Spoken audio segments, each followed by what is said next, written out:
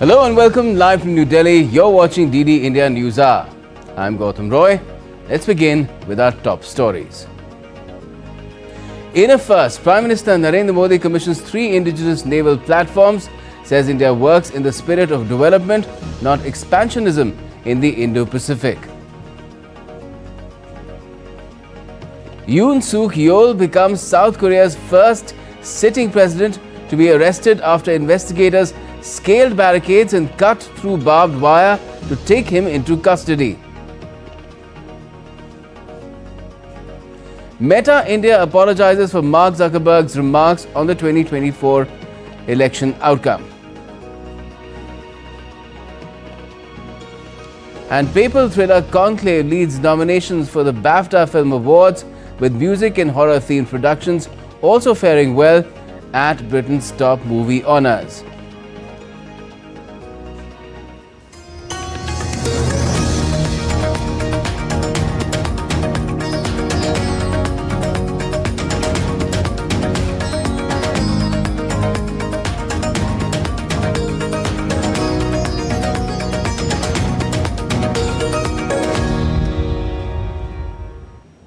For the first time in India's naval history, Prime Minister Narendra Modi carried out a trial commissioning of 3 indigenous frontline naval platforms, INS Surat, INS Nilgiri and INS Vaghshir. This was at the Naval Dockyard in Mumbai. Now, with these inductions, India is a more powerful, better guarded naval force, moving in the direction of becoming a self-reliant nation in its defence capabilities.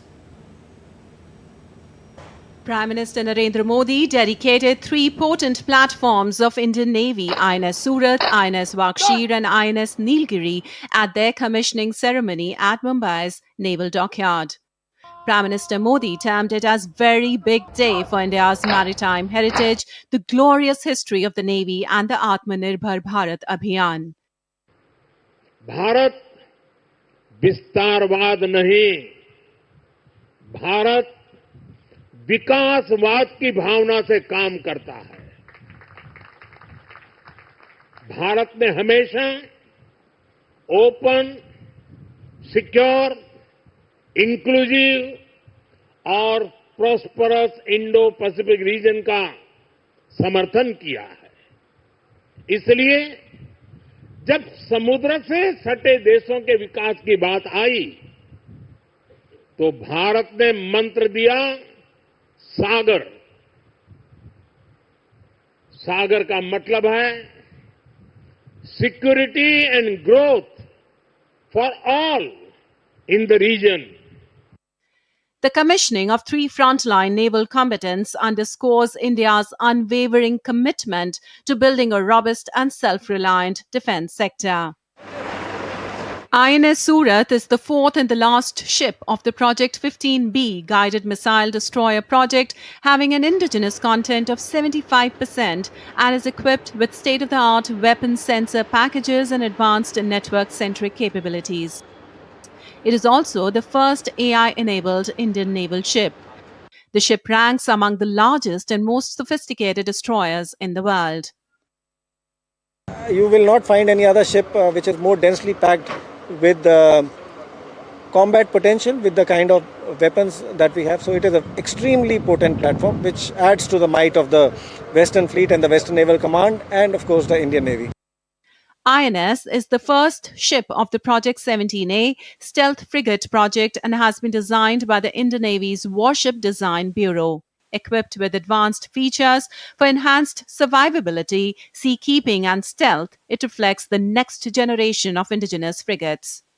We must understand that 52 years back, when the erstwhile Nilgiri was manufactured, that too by Mazgaon Dock Shipbuilders Limited, the indigenous content was very low.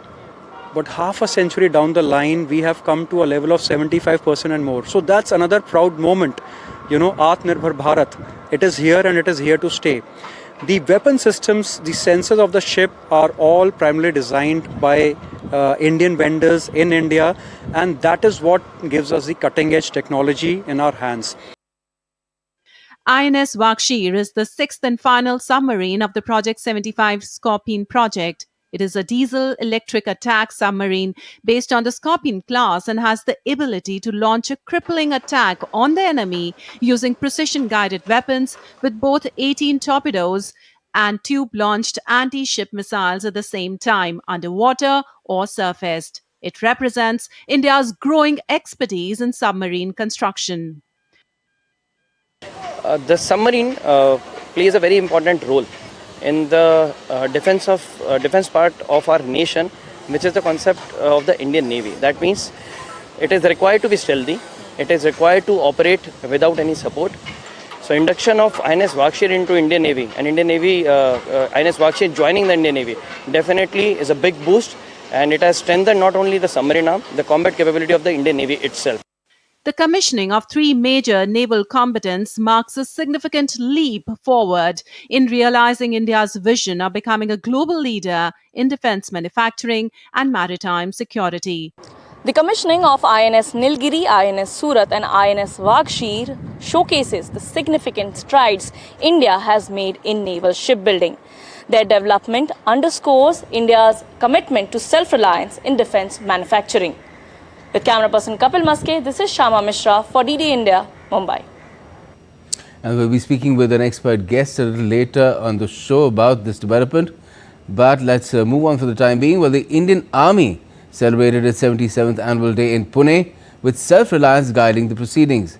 And speaking on the occasion, Army Chief General Upendra Dwivedi assured the nation of all safety and security, but at the same time raised a word of caution for the northern border which India shares with China. DD India's Vishal Baristo reports. This is Indian Army, alert, agile and always ready to serve the nation. With chest out and head held high, the men in uniform displayed a gallant parade in front of their chief, General Upendra Dwivedi. After Bengaluru and Lucknow, this is the third time the Indian Army celebrated its annual day outside the national capital, Delhi. The Indian Army is celebrating 2025 with a mission of self-reliance and technological transfer. As the marching contingent passed by the saluting dais, the message was sent loud and clear across the borders. India is ready and always on the alert to safeguard its interest. The dispute with China on the northern border also found mention in the Army Chief's speech. It is to be noted that India and China made some progress in reducing tension in the eastern Ladakh sector.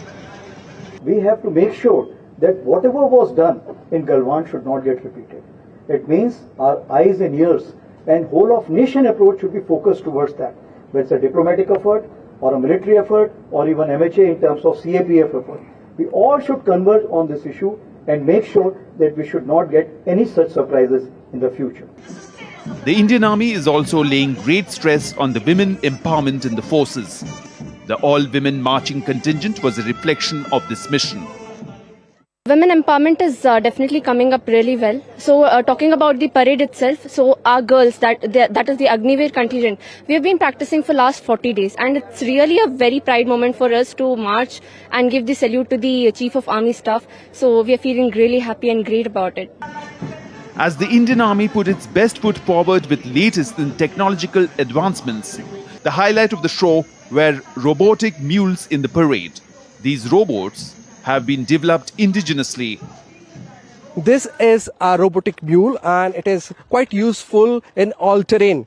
This is made in India and this is a great example of Indian Army getting self-reliant and also going through a tech transformation. With cameraman Yogesh in Pune, this is Vishal Baristo for DD India. India's Prime Minister Narendra Modi inaugurated Asia's second largest ISKCON temple being built in Kharghar, Navi Mumbai earlier today. The project, spread over 9 acres, includes a temple with several deities, a Vedic education centre, proposed museum and auditorium, healing centre among others.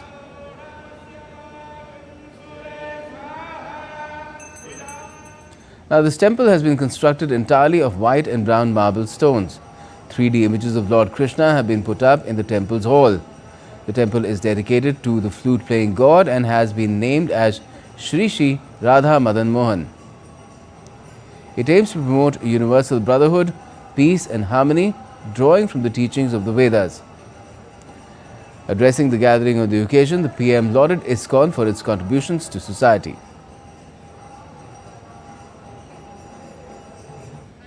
सेवा वही है जिसमें आपका कोई स्वार्थ ना हो। हमारे सभी धार्मिक ग्रंथों और शास्त्रों के मूल में भी सेवा भावना है। ISKCON जैसी इतनी विराट संस्था भी इसी सेवा भावना से काम करती है। शिक्षा, स्वास्थ्य और पर्यावरण से जुड़े कितने ही काम आपके प्रयास से होते हैं। कुंभ में ISKCON सेवा के कई बड़े कार्य कर रहा है। साथियों, मुझे संतोष है कि हमारी सरकार भी इसी सेवा भावना के साथ पूरे समर्पण से लगातार देशवासियों के हित में काम कर रही है। India's External Affairs Minister Dr. S. Jaishankar met with President of Singapore, Tharman Shanmugaratnam, as the President is on a 4-day state visit to India. The visit comes as the two nations celebrate the 60th anniversary of the establishment of diplomatic ties. India and Singapore have been working to strengthen collaboration in key sectors, including trade, technology, defense and skill development. According to the Indian High Commission in Singapore, the trade between Singapore and New Delhi accounted for 27.3% of overall trade with ASEAN in 2021-22. India and Sri Lanka have signed an MOU for the supply of 80 single cabs to police stations in Sri Lanka's northern province, backed by an Indian grant of 300 million Sri Lankan rupees. The initiative aims to enhance law enforcement and citizen safety, reflecting India's commitment to people-centric development cooperation in Sri Lanka across housing, health, education and agriculture. Meta's Director of Public Policy India and South Asia, Shivnath Thukral, has apologized for Mark Zuckerberg's remark on India's elections. Taking to social media X, he acknowledged an error in Zuckerberg's remarks and issued an apology. Zuckerberg had remarked during a podcast that the incumbent government in India lost power in the 2024 elections. Thukral clarified, writing, and I quote, "Dear Honourable Minister Ashwini Vaishnav, Mark's observation that many incumbent parties were not re-elected in the 2024 elections holds true for several countries but for not India. We apologize for this inadvertent error. India remains an incredibly important country for Meta and we look forward to being at the heart of its innovative future." End quote. And still to come on DD India News Hour. Firefighters battle Los Angeles blaze as the death toll hits 25. High winds continue to fuel the danger.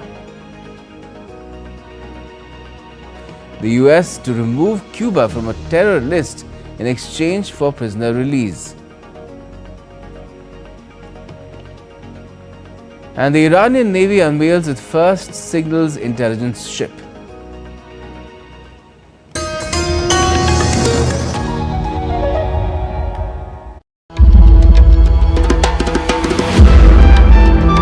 Timeless, boundless and infinite, the essence of faith, the soul of Sanatan culture, from the sacred confluence of Prayag, where divinity descends to earth. Witness the grandeur, the devotion, the magic, world's largest cultural and spiritual gathering, with over 450 million devotees expected to attend. Mahakumbh, India's greatest festival of faith. Exclusively on DD India.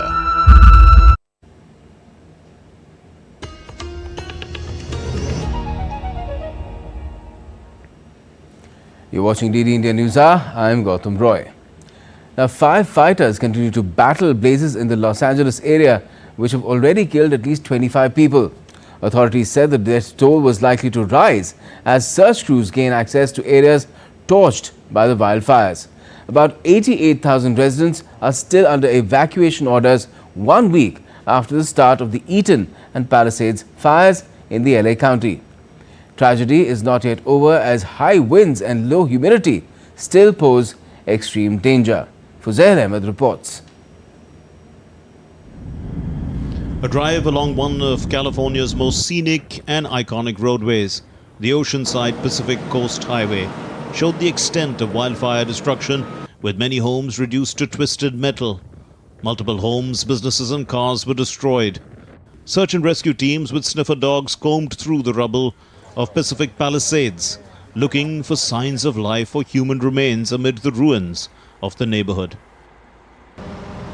3 search and rescue groups, consisting of approximately 400 members total, were deployed to the Eaton fire in Altadena.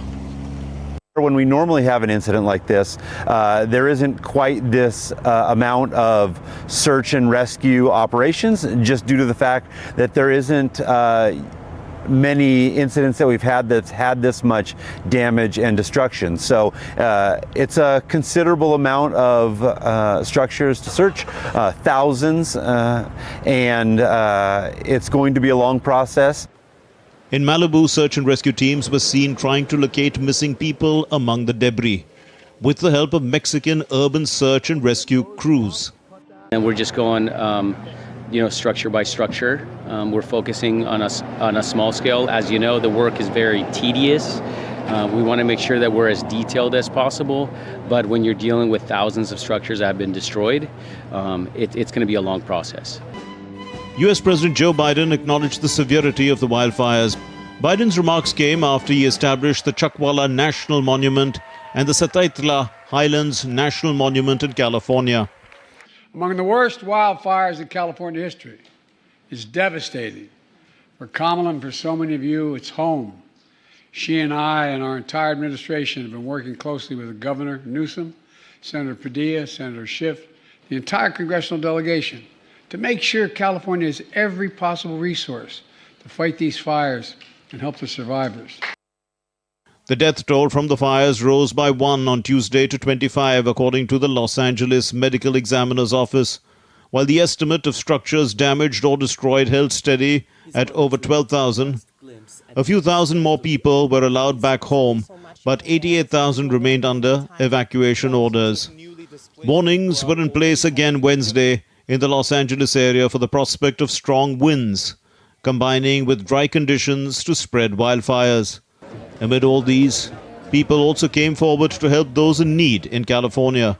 A giant community donation center was set up in Arcadia to provide food, water, toiletries and other donated goods to residents in need. Fuzail Ahmed reports for DD India. The US will remove Cuba from its list of state sponsors of terrorism. Joe Biden has said in one of his final official acts as president, and in return, Cuba has announced it would release 553 prisoners. The deal, which was brokered by the Catholic Church, comes just days before President-elect Donald Trump is due to be inaugurated. To lift the U.S. designation of Cuba as a state sponsor of terrorism as part of a deal to release political prisoners on the island. The deal was negotiated with the help of the Catholic Church for the release of political prisoners in Cuba and those who have been detained unjustly. Cuban president welcomed Washington's announcement. In a social media post, he termed it a step in the right direction.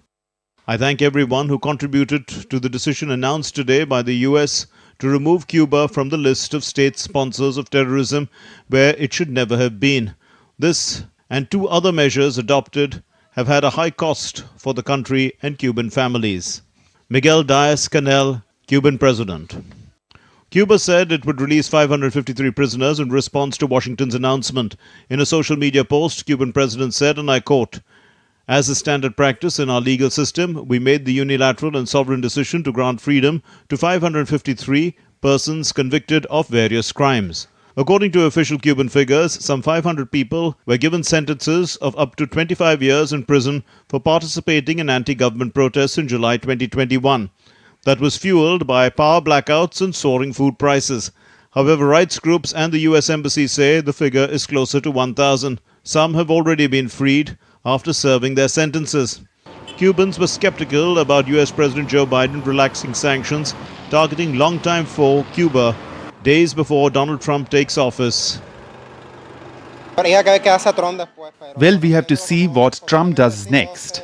Knowing him, it's possible they quit this week and that Trump comes and everything goes backward. I see it as somewhat useless because of how many advantages we will have and how long. A couple of weeks, a few days. The announcement just days before Biden leaves office marks his only real break in policy from Trump-era sanctions that have contributed to one of Cuba's worst economic crises. Trump may seek to revive the sanctions once in office. Raghav Kumar Jha's report for DD India. Israel and the Hamas appear to be nearing a ceasefire deal, with optimistic statements from officials involved in talks. The agreement, expected to be signed on Thursday, would begin with the release of some Israeli hostages and Palestinian prisoners. As the negotiations proceed further, the international community is closely watching, hopeful for a resolution amid the ongoing humanitarian crisis. Rabindra Chauhan reports. Israel and Hamas appear to be nearing a ceasefire deal, with optimistic statements from officials involved in the ongoing talks in Qatar. The agreement is expected to be signed by tomorrow. The talks, which continued into the early morning, reportedly resolved most issues, including Hamas' demand for maps of the IDF's withdrawal. If finalized, the deal's implementation could begin within 24 to 48 hours. People have expressed hope for a potential ceasefire agreement. I hope, God willing, that the news of the truce that we hear about is true and we return to our homes safely, that things resolve a little and life returns to the way it was before and better. I hope that our children return to their schools.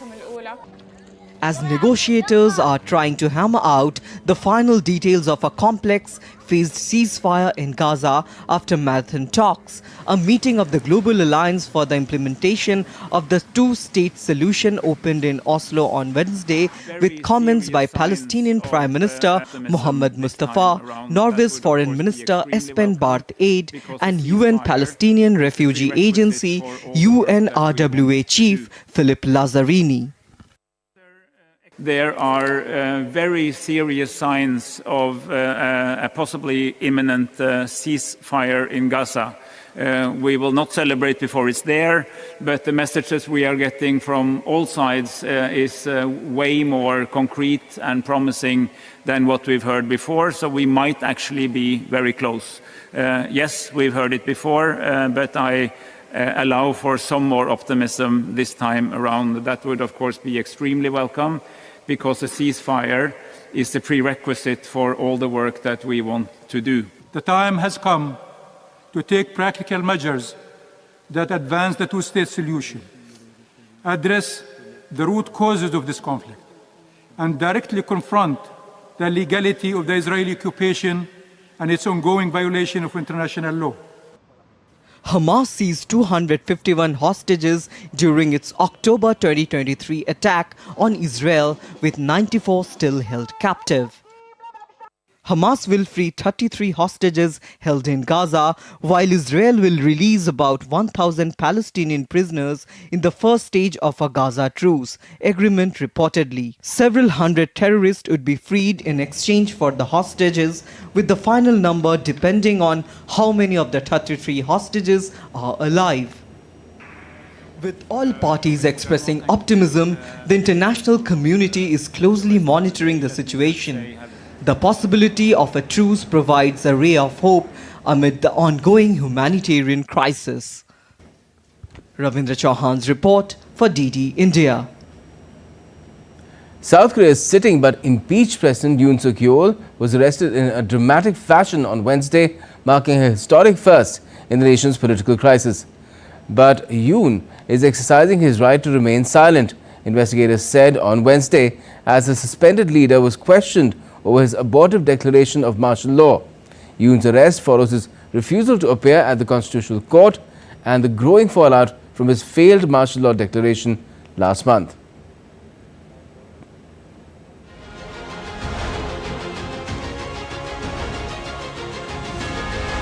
South Korean authorities on Wednesday stormed President Yoon's heavily fortified residence, leading to his arrest. The operation saw police officers cut through barbed wires and climbed over buses with ladders to enter the presidential residence. Yoon had been holed up in his hillside residence guarded by a small army of security personnel. Yoon said that he agreed to questioning to prevent bloodshed. When I saw them break into the security area using firefighting equipment today, I decided to respond to the CIO's investigation, despite it being an illegal investigation, to prevent unsavory bloodshed. However, that doesn't mean I am acknowledging the investigation of the CIO. Yoon was arrested over his controversial martial law declaration in December that escalated tensions across the nation.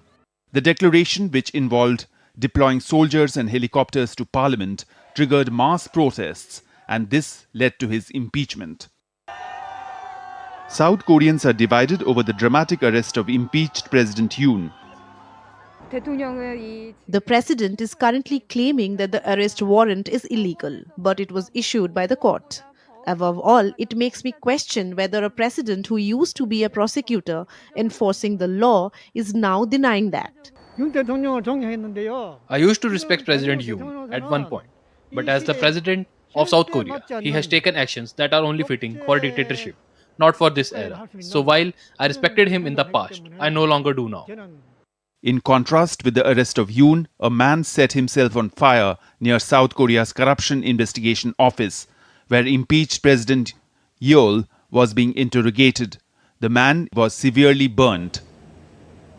Yoon is the first sitting president in South Korea's history to be arrested, a development that has sent shockwaves throughout the country. Following his arrest, he can be held up for up to 48 hours under the existing warrant.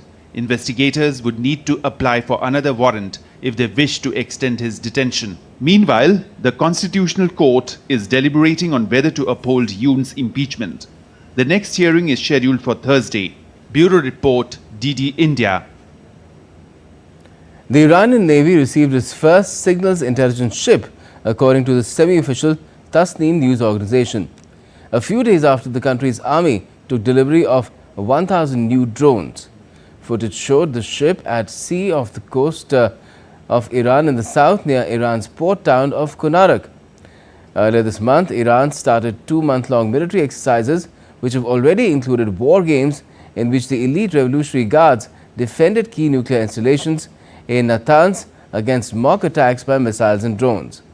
The military drills and procurements have come at a time of high tensions with arch enemy Israel and the United States under incoming US President Donald Trump. Now let's take a look at some other stories making news around the world as well. Daniel Chapo of Mozambique's ruling Frelimo party was sworn in as president on Wednesday amid ongoing protests over his disputed election victory. The opposition alleges vote rigging, and Western observers have declared the election neither free nor fair, which Frelimo denies. Germany's agriculture minister Cem Özdemir has confirmed that no new cases of foot and mouth disease have been detected in the country. However, he is cautioned that any further outbreaks could pose a challenge of national proportions. Authorities remain vigilant in monitoring the situation. Lebanon's House Speaker Nabi Berri met with Spanish Minister of Foreign Affairs Jose Manuel Alvarez on Wednesday at the second presidency in Ain el Tineh. The meeting, attended by Spanish Ambassador Jesus Santos Aguado, focused on political developments in Lebanon, regional updates, and strengthening bilateral relations. Thailand's Prime Minister Paetongtarn Shinawatra participated in a photo session with same-sex couples and members of the LGBTQ+ community at Government House in Bangkok. This comes as Thailand has become the first Southeast Asian country to recognize marriage equality, with same-sex couples set to marry later this month.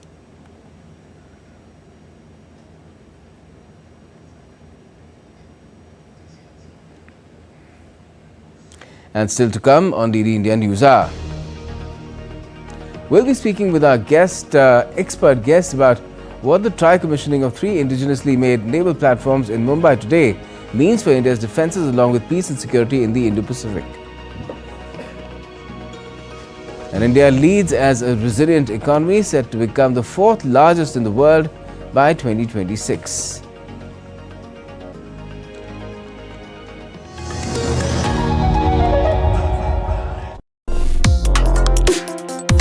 Complex issues, hidden agendas, twists and turns, strategic games.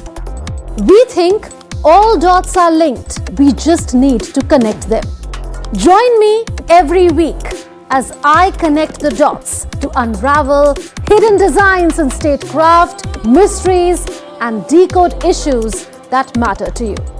Watch Connecting the Dots with me at these times on DD India.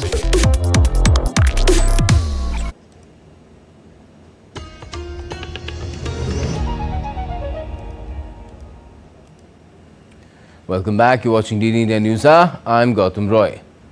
And before we go any further, another look at our top stories. In a first, Prime Minister Narendra Modi commissions 3 indigenous naval platforms, says India works in the spirit of development, not expansionism in the Indo-Pacific. Yoon Suk Yeol becomes South Korea's first sitting president to be arrested after investigators scaled walls and cut through barbed wire to take him into custody. Meta India has apologized for Mark Zuckerberg's remarks on the 2024 polls outcome.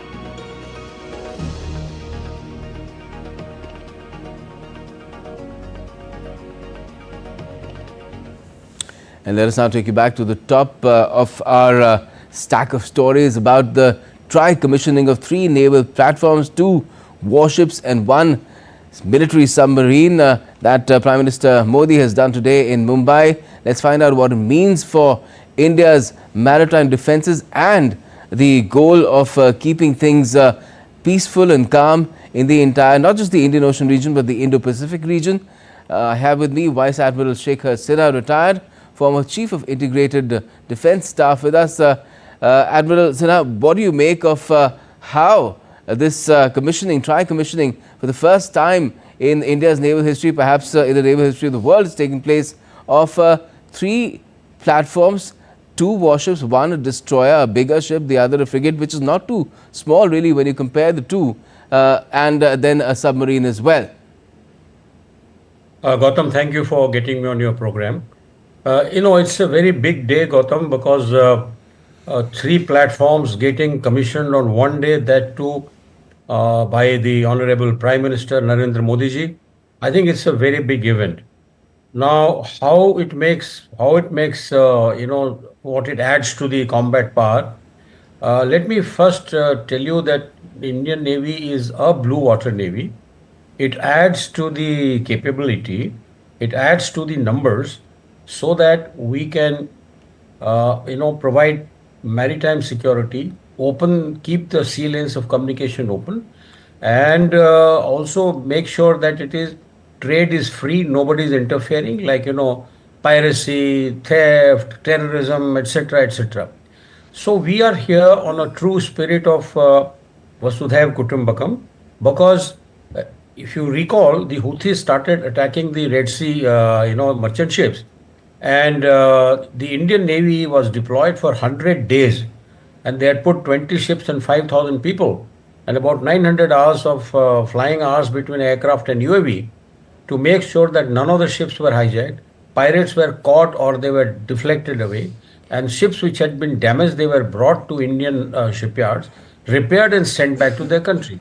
So why I said Vasudhaiv Kutumbakam? Because Indian Navy's primary task is to keeping the sea lanes of communication open, not only for India, but also for global commons. At any given time, Gautam, 90% of the ships at sea are all engaged in free commerce and trade. It's only 10% are warship. I would say that it has added to the deterrence power of India. Any other adversary who wants to do any damage, they will have to think twice. Gautam. Could you tell us a little bit more about these 3 combatants that have been put out today, 2 warships and 1 submarine in terms of its offensive, defensive and other capabilities? Absolutely, Gautam. You know, all our ships have both defensive and offensive capability. When it comes to offensive, you know, they all have the long-range surface-to-surface BrahMos missile, which we are making in collaboration with the Russian company. And then we also have gun 76.2, which we make it here, is made by the BHEL, which has got a long-range gun. It can, you know, hit targets at about 18, 19 kilometers. These are the 2. Then surface-to-air missiles, once again, in collaboration with Israel, we have been making this missile, Barak new generation, and it has a very long range. So this adds to the air defense. Also for the air defense, Gautam, we have these short-range guns, what is called the AK-630. They have a very high rapid firing rate of about 3,000 rounds a minute. There are 4 mountings of that. So there's a close-in weapon system, as your caption is saying.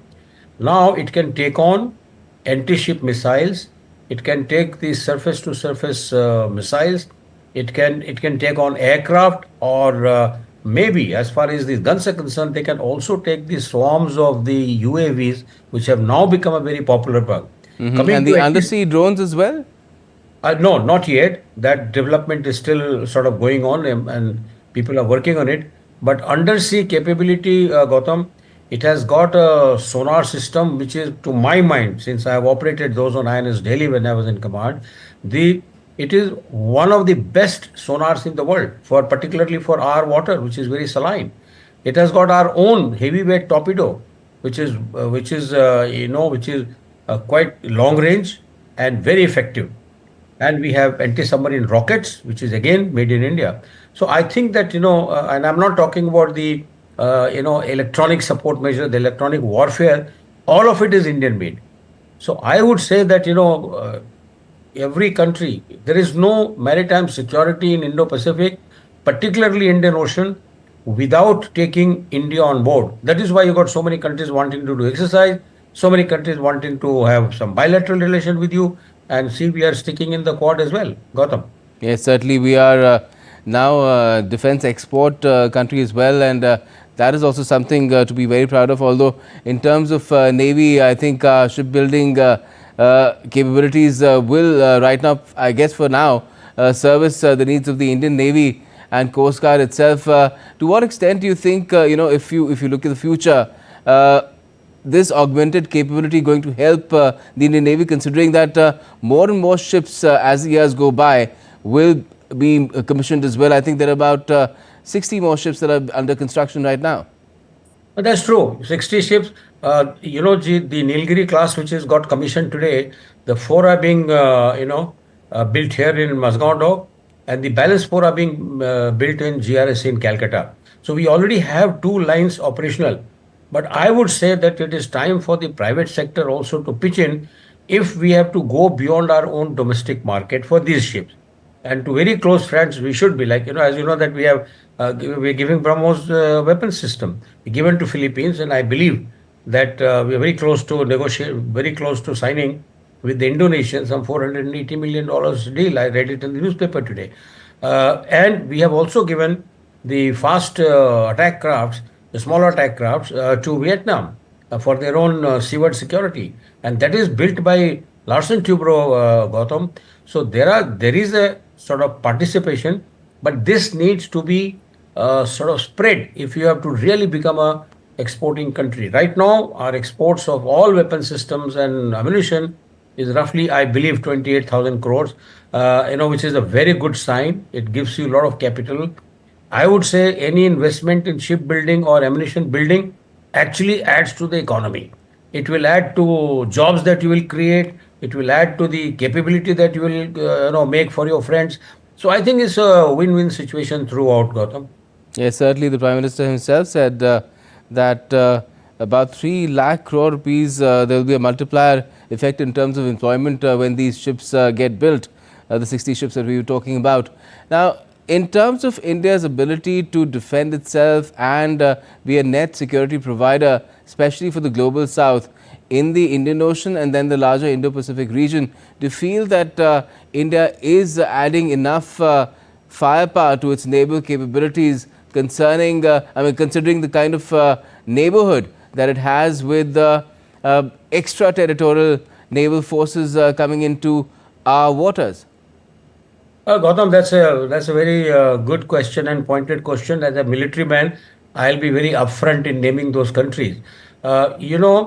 At the moment, as far as the resident parts of the Indian Ocean are concerned, those who belong to Indian Ocean and Indian Ocean littorals, Indian Navy is the most powerful navy. Let there be no doubt about this aspect with anybody who is watching this, that Indian Navy is the most powerful navy in the Indian Ocean, the resident part. Now you mentioned about, countries wanting to come here. Yes, China will come here because they have already made 3 aircraft carriers. They will make a 4th one. So after they have made 4, I'm sure they will come into Indian Ocean. But having said that, the nature, the Prakriti, jisko kehte, it has been very kind to India. If you look at India's map, it's got a huge sea either side of the peninsula. But it has also got very closed spaces through which the ships of other countries can enter or exit the Indian Ocean. There are just 3 choke points on the east of India, which is Malacca Strait, the Lombok, the Sunda, and maybe further down into the Mumbai-Vatar. Whereas on west of us, it is only the Gulf of Aden from which you can go out.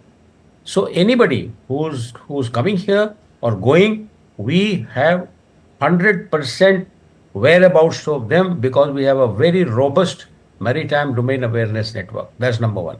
Secondly, we are also helping rest of the world in giving them security in the Indian Ocean.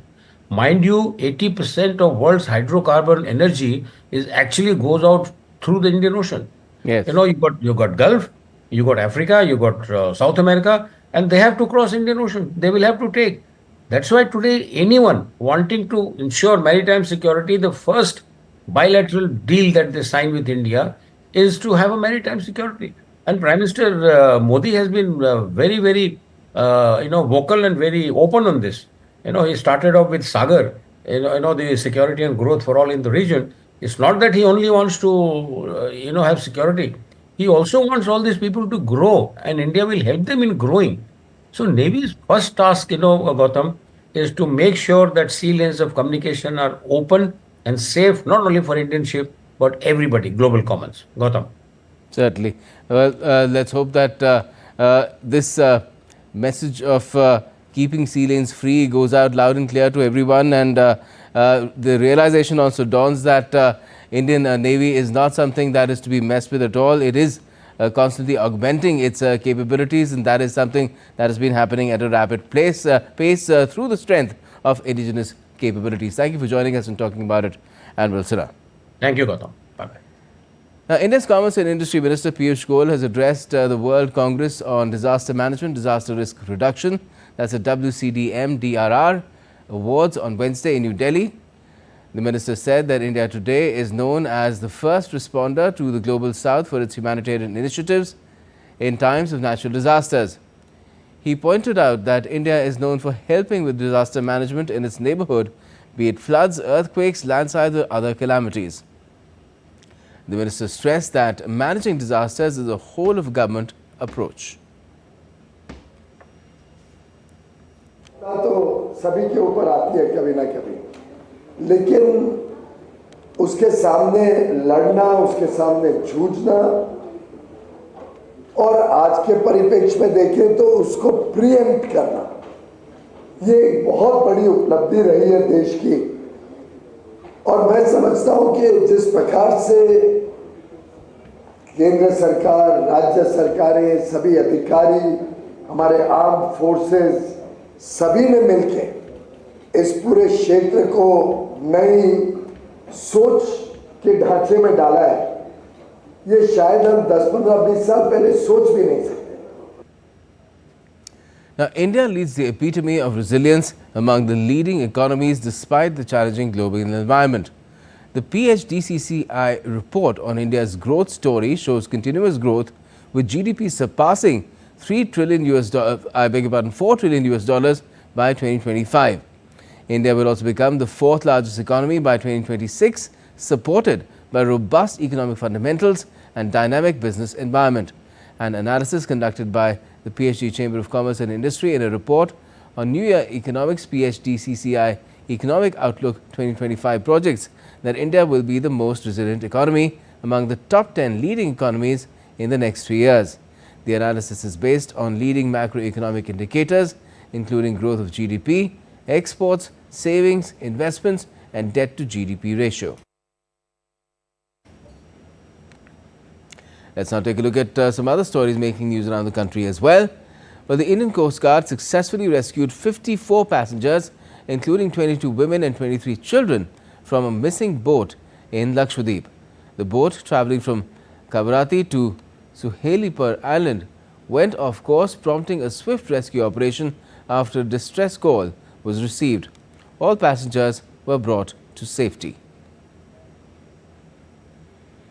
India's Vice President Jagdeep Dhankar on Wednesday inaugurated the newly constructed buildings of Guru Ghasidas Vishwavidyalaya and addressed the students and faculty during the university's 11th convocation ceremony in Bilaspur, Chhattisgarh.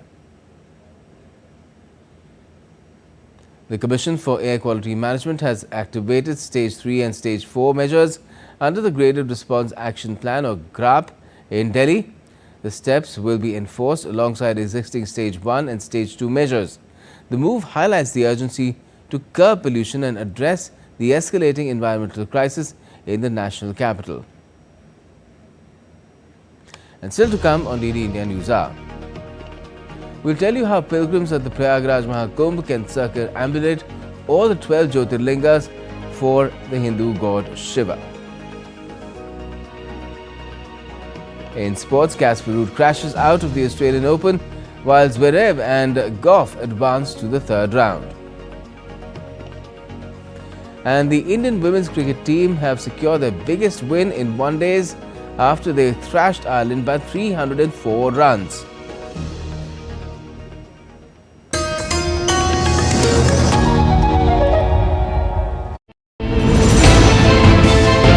Geopolitics and trade deals. Economic challenges amid development. Hard work and the path to prosperity. It's the economy always. Between walkers, money is what money does and says. Supply creates its own demand. Between the bulls pulls and bears tears. When supply chains globalization and India rises to the podium. We'll get you centered with the economic brief at 8 p.m. every Thursday on DD India.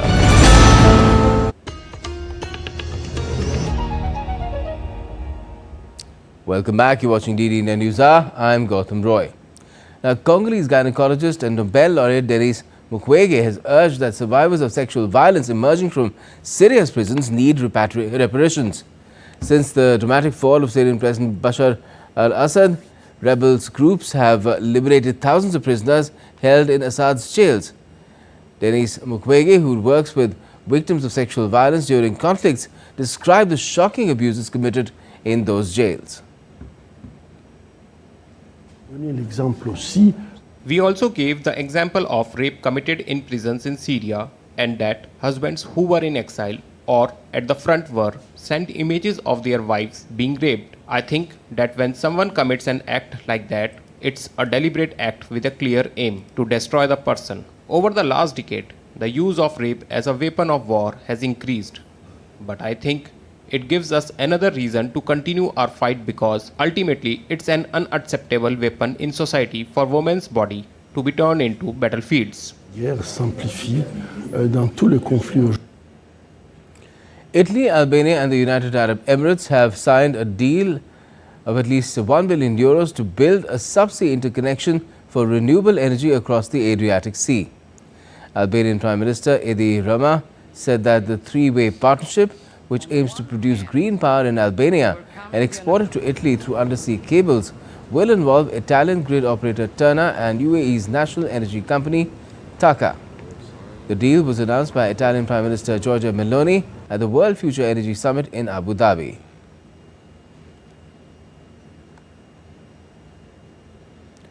Ukrainian authorities in the west of the governments, as well as our private sector and grid operators. And I am personally proud of this initiative because it tangibly shows new forms of cooperation can be built, even among seemingly distant partners, at least geographically speaking.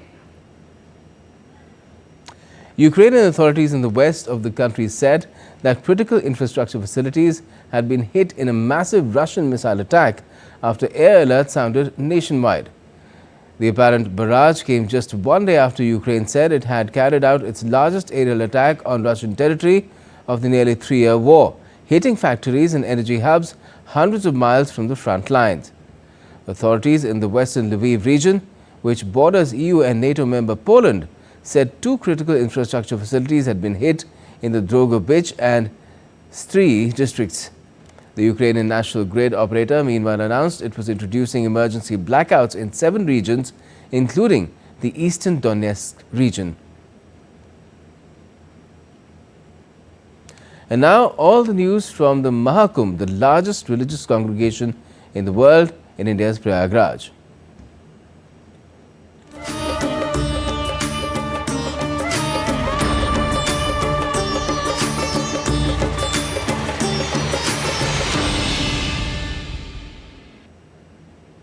Now, for the first time, pilgrims visiting the Triveni Sangam in Prayagraj for the Mahakumbh will have a unique opportunity to circumambulate all 12 Jyotirlings of Lord Shiva.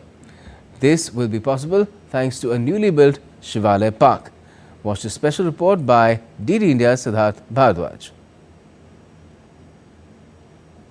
2025, large influx of tourists, devotees, pilgrims are coming on the holy land of Prayagraj.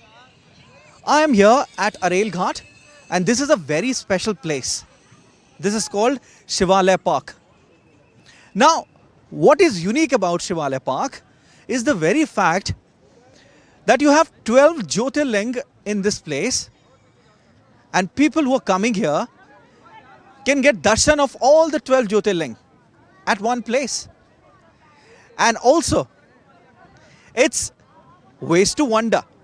Everything here at this park has been built by 400 tons of recycled iron junk.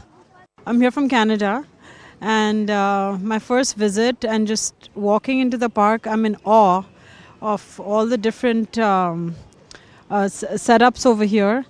This unique Shivalaya Park has built on 11 acres of land in Arel in Prayagraj at a cost of rupees 14 crore. Around 22 artists and 500 workers were engaged in building of this park. Set up on the theme of Ways to Wonder, this park is a symbol of art and cleanliness.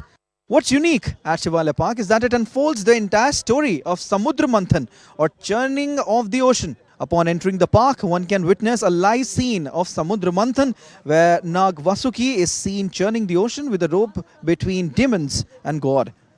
The creations of Nandi and Trishul further enhances the grandeur of this place.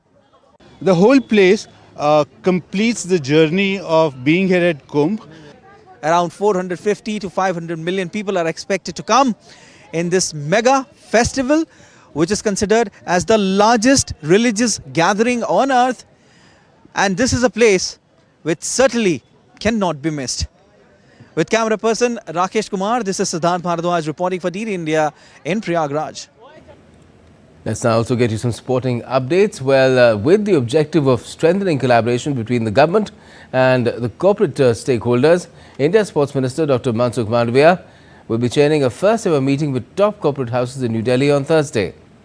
More than 40 corporate houses and organizations working in the sports ecosystem will converge for the in-depth meeting.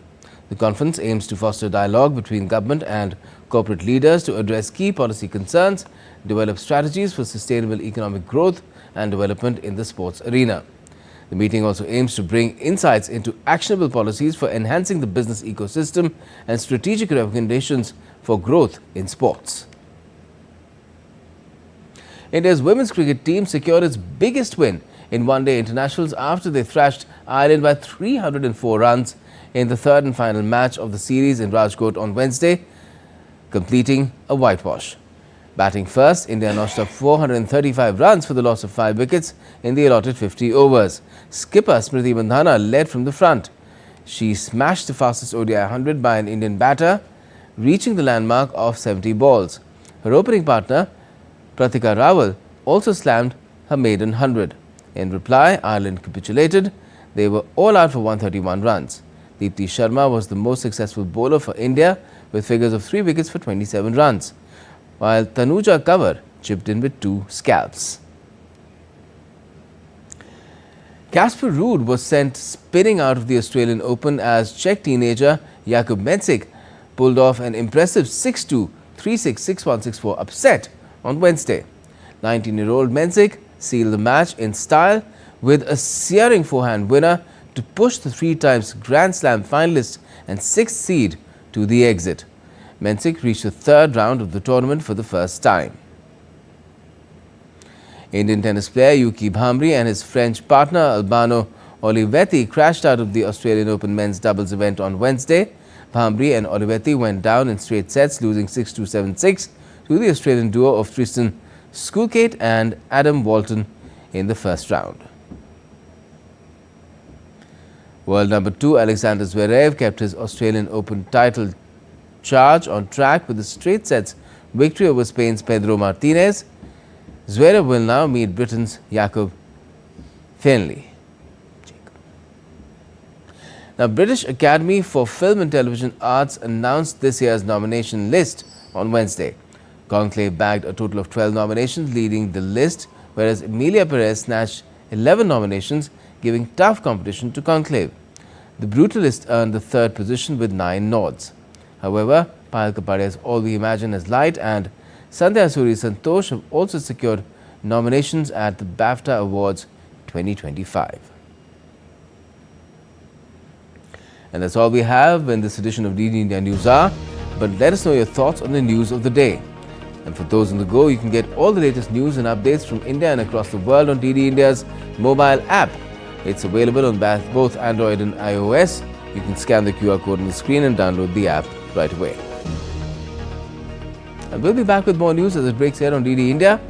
I'm Gautam Roy from all of us here in Delhi. Thanks for watching DD India News Hour.